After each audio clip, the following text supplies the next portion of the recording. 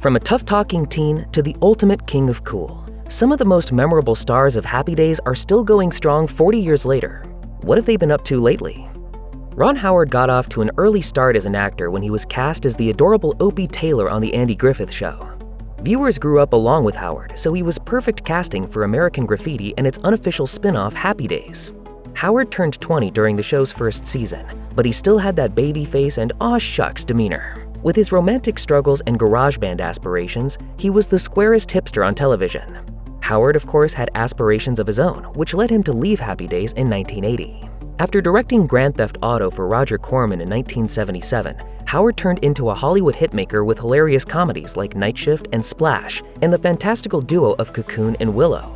He's been a go-to A-list director ever since, with Parenthood, Cinderella Man, and Apollo 13 being his more memorable films. Houston, we have a problem. In 2001, Howard took home Best Picture and Best Director Oscars for A Beautiful Mind.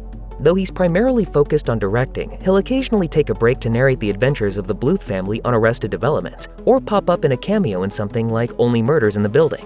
And maybe pitches her TV show to a Hollywood icon who says, "No, I don't see it as a series." There's never been a sweeter greaser than Arthur Fonzie Fonzarelli. Though he's plenty tough, he's a lover, not a fighter. And when he has to step up to a bully, his swagger and reputation almost always ends the altercation before it begins. With his MFA from the prestigious Yale School of Drama, Henry Winkler was an unlikely TV star. Though his breakout work on Happy Days was a big enough deal for studios to try him out as a full-fledged movie star, it didn't take. I am having the time of my life. Hey, Dr. Hate. No touching. He tried his hand at directing like Howard, but only made 2 films before dipping behind the camera on occasion for various TV shows. Winkler ultimately segued to being a character actor, a line of work that paid off with memorable performances in Scream, The Waterboy, and Parks and Recreation. Great as Winkler was in these supporting turns, he found another gear as acting coach Gene Cousineau on Bill Hader's deliciously dark HBO comedy Barry. Stanley Kowalski. Stella! Get down here! In 2018, the role earned him a long-deserved Primetime Emmy. Winkler turned 79 in 2024, and he's never been more exciting or unpredictable. If you're making a list of the greatest TV moms, your top 10 must include Marion Cunningham, played by Marion Ross. Mrs. C was a little loopy, but unconditionally loving, invariably playing the good cop to Tom Bosley's gruff yet lovable Howard Cunningham. She gave expert counsel to Richie and the younger Joni, and doted on Fonzie when he moved into the Cunningham's attic later in the series' run. Ross remained a familiar face and voice on television via Gilmore Girls and the underrated CBS sitcom Brooklyn Bridge. She's also popped up on animated series like SpongeBob SquarePants, voicing Grandma SquarePants. Her last guest spot on SpongeBob came in 2024 when Ross was 96. As Patsy Weber, Richie's endearingly dim best friend, Anson Williams turned what could have been a one-note punchline of a character into a hard-to-pin-down goofball. He was nerdier than Richie, but a stand-up guy when it mattered, and of course, one heck of a singer. When Patsy took the stage, his confidence soared, and it wasn't uncommon for girls to swoon over him. Though Williams was never able to build on his Happy Days success as an actor, he became an incredibly prolific television director.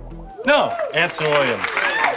Wait a minute, George. No, Anson Williams. Like I said I was, Anson Williams. He made his behind-the-camera debut on the ABC after-school special No Greater Gift, and between 1987 and 2013, helmed episodes of some huge shows like LA Law and Beverly Hills 90210.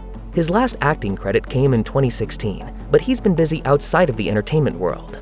Williams made an unsuccessful bid for mayor of Ojai, California in 2022 and got married for the 3rd time at the age of 73 in 2023. Every circle of friends needs an obnoxious practical joker, and Ralph Malph fit that mold alongside Richie and Patsy. Ralph was more of a girl chaser than Patsy and had a penchant for running afoul of humorless tough guys at school. Alas, Most was so effectively irritating as Ralph that he couldn't break free of his smart aleck caricature. He made appearances on shows like Charles in Charge and Glee, and performed in a North Carolina production of The Sunshine Boys. However, he's been more focused on music since leaving Ralph Malph behind. Most took a shot at pop music stardom in 1976 with a self-titled LP that failed to chart. 40 years later, he formed a swing band and continues to tour successfully across the country. Scott Baio was brought on to Happy Days during its 5th season to inject some young, crush-worthy blood into the still popular series. As Chachi Arcola, Baio delivered and then some. The tough-talking teen developed quickly into a love interest for Aaron Moran's Joni, and their torrid love affair earned a sitcom spin-off with Joni Loves Chachi. The series only lasted for 2 seasons, but Baio went on to land another long-running sitcom in 1984 via Charles in Charge. I've always loved you. I probably always will.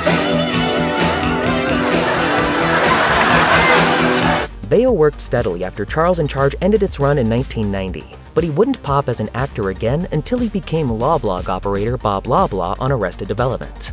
Outside of television, Baio has been a loud and proud conservative supporter of President Donald Trump. I want him, as any one person can do, is to go into Washington and blow it up. I'm fed up. Lynda Goodfriend made her Happy Days premiere during Season 5 as Richie's main squeeze Lori Beth Allen, and hung around for 1 season after Howard's departure.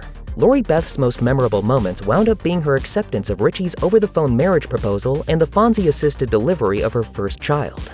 Goodfriend went on to make appearances in films like Beaches and Pretty Woman, both of which were directed by Gary Marshall, the creator of Happy Days. She also directed the TV pilot for the Marshall-produced 4 Stars before becoming the creative director of acting for film at NYFA's Los Angeles campus. When Ron Howard left Happy Days, the writers were faced with the challenge of expanding existing roles and creating a couple of new ones. One they didn't technically have to create was Jenny Piccolo, Joni's troublemaking best friend whose wild off-screen antics had been a source of punchlines in previous seasons. Cathy Silvers had her work cut out for her when she brought the character to life in the 8th season, but as the daughter of comedy legend Phil Silvers, she could more than hold her own. Silvers left Happy Days before its final season. Her post-Piccolo career included guest starring bits on The Love Boat and Wings, and a main cast part on the short-lived CBS sitcom Foley Square. She retired from acting in the late 1990s. Lovingly known as the patron saint of shark jumping, Ted McGinley cemented his reputation as a show killer when he joined Happy Days during the first post-Richie season in 1980. The handsome McGinley played Mrs. Cunningham's nephew, Roger.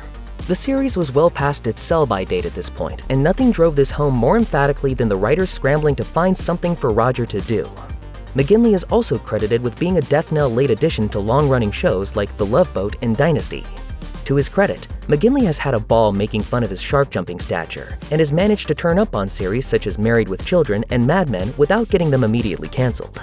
McGinley is still plugging away in movies and film at the age of 66, though it's possible he's never topped his work as fraternity scumbag Stan Gable in 1984's Revenge of the Nerds. Well, gentlemen, as president of the Greek Council, I'm sorry to inform you that your membership has been denied. Fortunately, he's currently one of the funniest characters on the Apple TV Plus show Shrinking, so audiences can still laugh along with him today.